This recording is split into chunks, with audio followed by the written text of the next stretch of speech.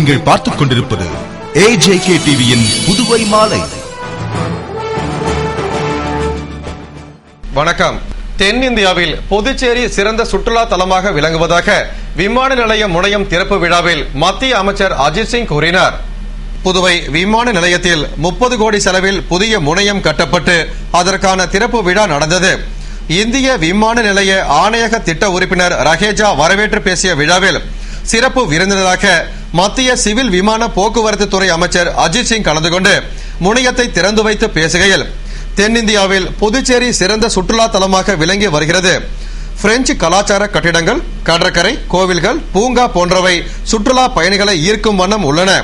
மேலும் தரமான கல்வி நிறுவனங்கள் இருப்பதால் தென்னிந்தியாவின் கல்வி கேந்திரமாகவும் புதுவை விளங்குகிறது என்று தெரிவித்த அவர், மேலும் புதுச்சேரி விமான நிலையத்தில் புதியதாக கட்டப்பட்ட முனையத்தை திறந்து மக்களுக்கு அர்ப்பணிப்பதில் மகிழ்ச்சி அடைவதாகவும், விமான நிலையம் முழுமையாக செயல்பட ஒத்துழைத்த புதுவை அரசுக்கு நன்றி தெரிவித்துக் கொண்ட அவர், தொடர்ந்து சிறிய நகரங்களுக்கும் தொலைதூர பகுதிகளுக்கும் மேம்படுத்தப்பட்ட விமான சேவையை அளிப்பது என்பது ஒரு சவாலாக உள்ளதாகவும், பசுமை விமான திட்டத்தின் கீழ் 15 நகரங்களில் விமான நிலையங்கள் அமைக்க நடவடிக்கை எடுக்கப்பட்டு வருவதாக தெரிவித்தார்.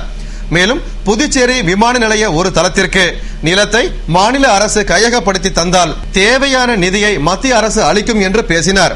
விழாவில் ஆளுநர் இக்பால் சிங், முதல்வர் ரங்கசாமி, பிரதமர் அலுவலக இணையமைச்சர் நாராயணசாமி, மத்திய சிவில் விமான போக்குவரத்து துறை இணையமைச்சர் வேணுகோபால், அமைச்சர் ராஜவேலு, துணை சபாநாயகர் TPR செல்வம், அரசு கொறடா நேரு, சட்டமன்ற உறுப்பினர்கள் வைத்தியநாதன், கல்யாணசுந்தரம் மற்றும் அதிகாரிகள் கலந்து கொண்டனர். நிறைவில் இந்திய விமான நிலைய ஆணைய மண்டல செயல் இயக்குநர் தேவராஜ் நன்றி கூறினார்.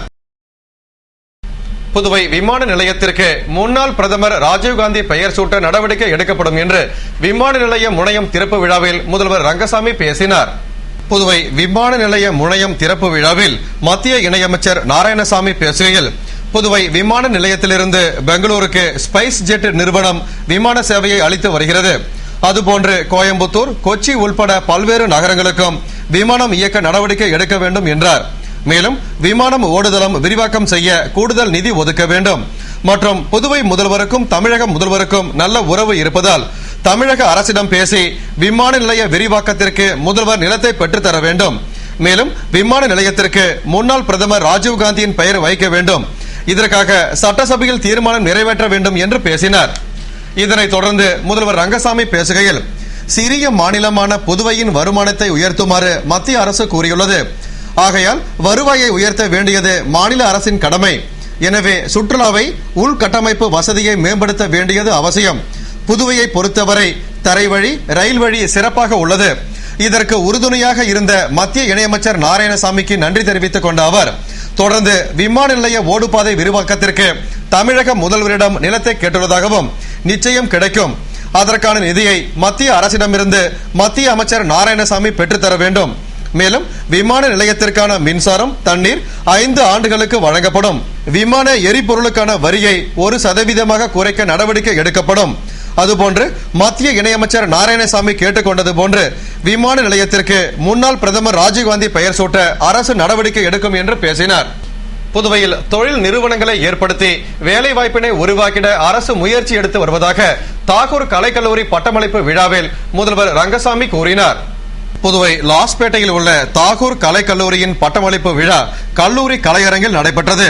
கல்லூரி முதல்வர் டாக்டர் ராஜன் வரவேற்று பேசிய விழாவில் முதல்வரின் பாராளுமன்ற செயலர் வைத்தியநாதன், சட்டமன்ற உறுப்பினர் கல்யாணசுந்தரம், உயர்கல்வி இயக்குநர் பன்னீர்செல்வம் ஆகியோர் முன்னிலையில் புதுவை பல்கலைக்கழக இயக்குநர் பேராசிரியர் ராமதாஸ் பட்டமளிப்பு விழா உரையினை வழங்கினார்.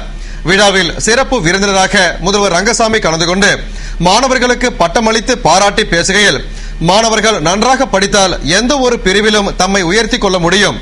புதுவை மாணவர்கள் மத்தியில் IAS அதிகாரியாக வர முடியுமா என்ற எண்ணம் உள்ளது. மாணவர்களுக்கு நல்ல திறமை உண்டு. எனவே ஆர்வமுடன் முயற்சித்தால் கண்டிப்பாக IAS தேர்வில் தேர்ச்சி பெற முடியும் என்றார். தொடர்ந்து உயர்கல்வி மற்றும் தரமான கல்வி வழங்குவதில் புதுவை முதலிடத்தில் உள்ளது. மேலும் தரமான கல்வியை வழங்க அரசு கவனம் செலுத்தி வருகிறது. எனவே எதிர்காலத்தில் எதையும் சாதிக்க முடியும் என்ற எண்ணத்தோடு முயற்சி செய்தால் எதையும் சாதிக்கலாம் என்று கூறிய அவர், மேலும் புதுவை மாணவர்கள் ஆங்கிலம் பேச கூச்சப்படுகிறார்கள். எனவே வேலை வாய்ப்பிற்கான நேர்முக கலந்தாய்வின் போது சிரமப்படுகின்றனர். அதனை தவிர்த்து நன்கு ஆங்கிலத்தில் பேச பயிற்சி எடுத்துக்கொள்ள வேண்டும் என்று கேட்டுக்கொண்ட அவர் தொடர்ந்து புதுவையில் தொழில் நிறுவனங்களை நிறுவி வேலை வாய்ப்பினை உருவாக்கிட அரசு முயற்சி எடுத்து வருவதாக தெரிவித்தார். விழாவில் கல்லூரி பேராசிரியர்கள், ஊழியர்கள், பெற்றோர்கள் மற்றும் மாணவர்கள் கலந்து கொண்டனர். புதுவை மாநில பள்ளிகளுக்கு இடையிலான விளையாட்டுப் போட்டிகள் துவக்க விழாவில் அமைச்சர் தியாகராஜன் பங்கேற்று போட்டிகளை துவக்கி வைத்தார். புதுவை உப்பளம் இந்திரா காந்தி விளையாட்டு மைதானத்தில் மாநில அளவிலான பள்ளிகளுக்கு இடையேயான விளையாட்டுப் போட்டியின் துவக்க விழா நடைபெற்றது. பள்ளிக் கல்வி இயக்குநர் வல்லவன் தலைமையில் நடைபெற்ற விழாவில் விளையாட்டு மற்றும் இளைஞர் நல துணை இயக்குநர் வரவேற்று பேசிட சிறப்பு விருந்தினராக அமைச்சர் தியாகராஜன் கலந்து கொண்டு வாழ்த்துரை வழங்கி போட்டிகளை துவக்கி வைத்தார். ஓட்டம், நீளம் தாண்டுதல், உயரம் தாண்டுதல், வட்டு எறிதல், கொக்கோ போன்ற பல்வேறு போட்டிகள் நடைபெற்ற விழாவில் புதுவை மாநிலத்தின் 8 வட்டங்களைச் சேர்ந்த 800க்கும் மேற்பட்ட மாணவர்கள் பங்கேற்று தங்களது தனித்திறமையை வெளிப்படுத்தினர். இதில் வெற்றி பெறுபவர்களுக்கு நாளை நடைபெறும் நிறைவு விழாவில் முதலமைச்சர் ரங்கசாமி பரிசுகள் வழங்க பாராட்டுகிறார். புதுவை உழவர்கரை தொகுதியில் சாலையை மேம்படுத்தும் பணியினை அமைச்சர் பன்னீர்செல்வம் பூமி பூஜையுடன் துவக்கி வைத்தார். புதுவை உழவர்கரை சட்டமன்ற தொகுதிக்கு உட்பட்ட திருமலை வாசன் நகரில் விடுபட்ட தெருகளுக்கு மண் பரப்பி மேம்படுத்துவதற்காக சட்டமன்ற தொகுதி மேம்பாட்டு நிதியிலிருந்து 5,79,982 ரூபாய் ஒதுக்கீடு செய்யப்பட்டு அதற்கான பூமி பூஜை விழா நடந்தது. விழாவில் அமைச்சர் பன்னீர்செல்வம் சிறப்பு விருந்தினராக கலந்து கொண்டு பூமி பூஜையுடன் பணியினை துவக்கி வைத்தார். இந்நிகழ்ச்சியில் உழவர்கரை நகராட்சி ஆணையர் முனுசாமி, பொறியாளர்கள், ஊர் பிரமுகர்கள் மற்றும் பொதுமக்கள் கலந்து கொண்டனர். அப்போது அமைச்சர் பணியினை விரைந்து முடிக்குமாறு அதிகாரிகளிடம் கேட்டுக்கொண்டார். சிறப்பு பேருந்து நிறுத்தப்பட்டதால் அவதிக்குள்ளான மாணவர்கள் வில்லியனூர் தாசில்தார் அலுவலகத்தை முற்றுகையிட்டு ஆர்ப்பாட்டம் நடத்தினர்.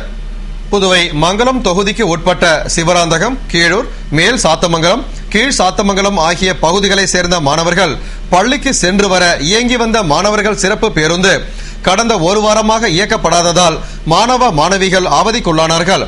இதனால் அந்த கிராமங்களை சேர்ந்த 100க்கும் மேற்பட்ட மாணவ மாணவிகள் சீருடையுடன் வந்து மங்கலம் காவல் நிலையத்தை முற்றுகையிட்டு பின்னர் சிறப்பு பேருந்தினை இயக்க கோரி மனு அளித்தனர். அப்போது போலீசார் மனுவினை தாசில்தார் அலுவலகத்தில் கொடுக்குமாறு அறிவுறுத்தினர். இதனைத் தொடர்ந்து மாணவ மாணவியர் தாசில்தார் அலுவலகத்திற்கு சென்றனர்.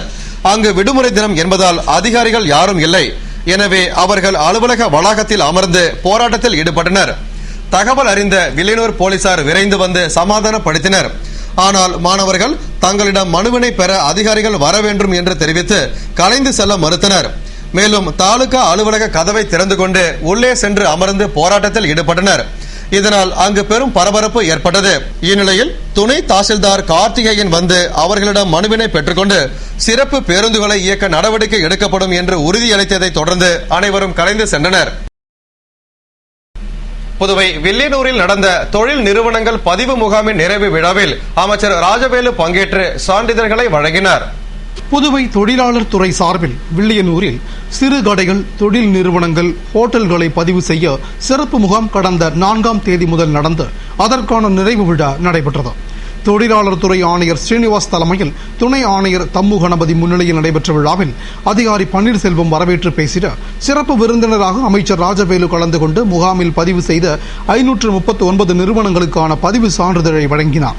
விழாவில் வியாபாரிகள் சங்க தலைவர் மணி மற்றும் நிர்வாகிகள், முக்கிய பிரமுகர்கள், சிறுகடை மற்றும் தொழில் நிறுவன உரிமையாளர்கள் என ஏராளமானோர் கலந்து கொண்டனர். ராஜபக்சேவின் வருகைக்கு எதிர்ப்பு தெரிவித்து மனித உரிமை கவுன்சில் சார்பில் தலைமை தபால் நிலையம் முன்பு கண்டன ஆர்ப்பாட்டம் நடந்தது. இலங்கை அதிபர் ராஜபக்சேவின் இந்திய வருகையை கண்டித்து பல்வேறு அமைப்பினர் புதுவையில் அவரது உருவ பொம்மையை எரித்து ஆர்ப்பாட்டம் நடத்தினர். அதேபோன்று தலைமை தபால் நிலையம் முன்பு சர்வதேச மனித உரிமை கவுன்சில் சார்பில் கண்டன ஆர்ப்பாட்டம் நடைபெற்றது. கவுன்சில் தலைவர் சக்திவேல் தலைமையில் நிர்வாகிகள் அமுதவேந்தன், பரமகுரு, சுப்பிரமணி முன்னிலையில் நடைபெற்ற ஆர்ப்பாட்டத்தில் கவுன்சில் நிர்வாகிகள் மற்றும் உறுப்பினர்கள் திரளாக கலந்து கொண்டு இலங்கை ராணுவத்திற்கு இந்தியாவில் பயிற்சி அளிக்க ஒப்புதல் அளித்த மத்திய அமைச்சர் அந்தோணியை கண்டித்தும், தமிழர்களை படுகொலை செய்த இலங்கை அதிபர் ராஜபக்சேவிற்கு ரத்தன கம்பளம் விரித்து வரவேற்ற மத்திய அரசையும் கண்டித்து கோஷமிட்டு ஆர்ப்பாட்டம் செய்தனர். புதுவை ரெட்டியார்பாளையம் அன்னை ஸ்ரீ மகாலட்சுமி ஆலயத்தில் நடைபெற்ற குத்துவிளக்கு பூஜையில் திரளான பெண்கள் பங்கேற்று பூஜை செய்தனர். புதுவை ரெட்டியார்பாளையம் மரியாள் நகரில் எழுந்தருளியுள்ள அன்னை ஸ்ரீ மகாலட்சுமி ஆலயத்தில் 9ஆம் ஆண்டு திருவிளக்கு பூஜை நடைபெற்றது. இதனை முன்னிட்டு அம்மனுக்கு சிறப்பு அபிஷேகம், அலங்காரம், ஆராதனையுடன் 108 குத்துவிளக்கிற்கு பூஜை நடைபெற்றது. இதில் 108 பெண்கள் விரதமிருந்து பங்கேற்று அலங்கரிக்கப்பட்ட திருவிளக்கிற்கு குங்குமம் மற்றும் மலர்களால் அர்ச்சித்து வழிபட்டனர். பின்னர் ஸ்லோகங்கள் இசைக்க தீபாராதனை நடைபெற்றது. விழாவில் பங்கேற்ற அனைவருக்கும் குங்குமம், மஞ்சள், தாலி கயிறு என மங்களப் பொருட்கள் பிரசாதமாக வழங்கப்பட்டது. விழாவிற்கான ஏற்பாடுகளை கோவில் அறங்காவல் குழுவினர் மற்றும் விழா குழுவினர் செய்திருந்தனர். புதுவை வில்லியனூர் தென்கலை ஸ்ரீ வரதராஜ பெருமாள் கோவிலில் தை அமாவாசையை முன்னிட்டு கருட சேவையும் சங்கராபரணி ஆற்றில் தீர்த்தவாரியும் நடைபெற்றது.